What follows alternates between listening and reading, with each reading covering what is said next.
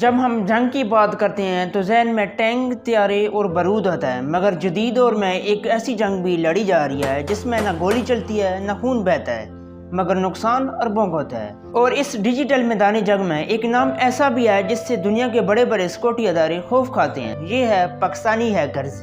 Pakistani hackers کی تاریخ اتنی پرانی ہے جتنی کہ جدید کمپیوٹرنگ۔ کیا آپ جانتے ہیں دنیا کا سب سے پہلا کمپیوٹر وائرس جسے برین کہا جاتا ہے 1986 میں لاہور کے دو بھائیوں امجد فروق علوی اور باسط فروق علوی نے بنایا تھا؟ حالانکہ ان کا مقصد چوری کرنا نہیں بلکہ اپنے سافٹ ویئر کی حفاظت کرنا تھا، لیکن اس نے دنیا کو بتا دیا پاکستانیوں کا دماغ ٹیکنالوجی میں کتنا آگے ہے۔ پاکستانی ہیکرز کی اصل طاقت تب نظر آئی جب پڑوسی ملک کے ساتھ سائبر سپیس میں ٹکراؤ ہوا، چاہے وہ پاکستان سائبر آرمی ہو یا ڈی اڈاپٹر جیسے گمنام نام۔ ان ہیکرز نے دنیا بھر کے سرکاری ویب سائٹس، بینکوں اور اساس اداروں کے ڈیٹا تک رسائی حاصل کر کے دنیا کو حیران کر دیا ہے۔ ان کا طریقہ کار اتنا پیچیدہ ہوتا ہے کہ پکڑے جانا ناممکن ہو جاتا ہے۔ گائز، ہیکرز کی بات ہو رہی ہے تو یہ بھی جاننا ضروری ہے کہ پوری دنیا میں ہیکرز کی تعداد کتنی ہے۔ ہیکرز کی کوئی باقاعدہ رجسٹریشن نہیں ہوتی، اس لیے ان کی تعداد کا اندازہ سائبر حملوں اور رپورٹس میں ہونے والی کیسز سے لگایا جاتا ہے۔ اگر ہم پاکستان میں ہیکرز کی تعداد کو کاؤنٹ کریں تو یہ تعداد ہزاروں میں ہوگی۔ حالیہ رپورٹس کے مطابق پاکستان میں نیشنل کرائم ایجنسی NCCA کو سالانہ 1.5 لاکھ سے زائد سائبر کرائمز کی شکایات موصول ہوتی ہیں۔ چھوٹے درجے کے ہیکرز سکیمرز ہوتے ہیں، لیکن ماہر ہیکرز پرو ہیکرز کا ایک مضبوط گروہ موجود ہے جو بین الاقوامی سطح پر جانا جاتا ہے۔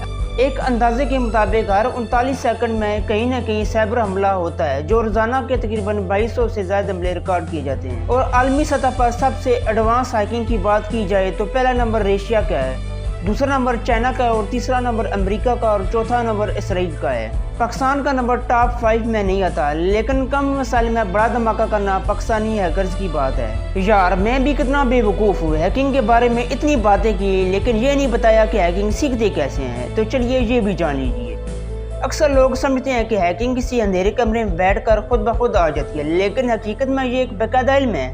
اس کے استاد بھی ہوتے ہیں اور اس کی ڈگریاں بھی ہوتی ہیں۔ آج کے دور میں یوٹیوب، Udemy جیسے پلیٹ فارمز سب سے بڑے استاد ہیں جہاں دنیا کے مانے ہوئے ہیکرز اپنے کورسز اپلوڈ کرتے ہیں۔ اس کے علاوہ کچھ ویب سائٹ جیسے ٹرائی ہیک می اور ہیکنگ دی باکس ورچوئل استاد کا کام کرتی ہیں۔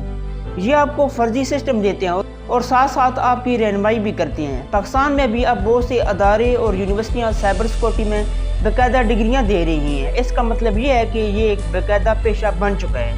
اس ویڈیو کے تسلسل سے آپ کو ایک بات بتانا چاہتا ہوں، آج کے دور میں آپ کا ڈیٹا آپ کے لیے سونا ہے اور سونے کی حفاظت کرنا سب سے بڑا چیلنج ہے۔ پاکستانی ہیکرز کی مہارت میں کوئی شک نہیں، لیکن سوال یہ ہے کیا یہ ٹیکنالوجی ملک کی ترقی اور ڈیجیٹل دفاع کے لیے استعمال ہو رہی ہے؟ سائبر دنیا میں سرحدیں نہیں ہوتی، یہاں صرف وہ جیتتا ہے جس کا دماغ تیز چلتا ہے۔